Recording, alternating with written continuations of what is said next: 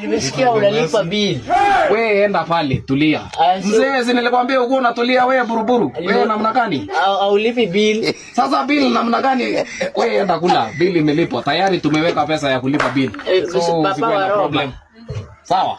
Wewe tulia pale. So nitaongea na Kimani. Sasa ulitoana wapi na huyu mzee? Unajua lazima tupange yeye polepole. Wewe unaelewa? So nitaongea na Kimani. Tujue vile tuta table hii motion ya chakula. Yes. Si ndio? Tujue vile tutapeleka namna hii polepole kwa sababu nimeona mpaka wabunge wanalala sana pale. Ndio maana hata saa zingine unaona kama kuna ile important bill unakuta MP fulani hata yuko he's absent minded. Naona mwingine ndio huyo tumbo imevura inataka kurarua shati. Mwingine kichwa imevura. So I think what we should do, yeah? Yes. Kama serikali, ile 4 billion tuweke pale. Yes.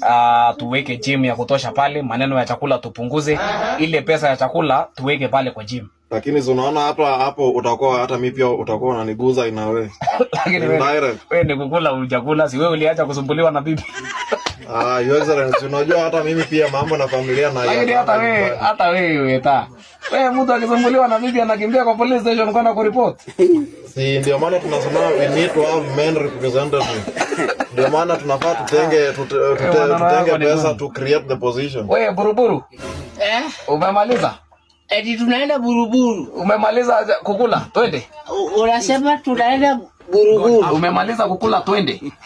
Eti tunakula tende. Excellency, nilikwambia mambo na wazee wachana. Hata kama unasema palipo wazee na sipendi.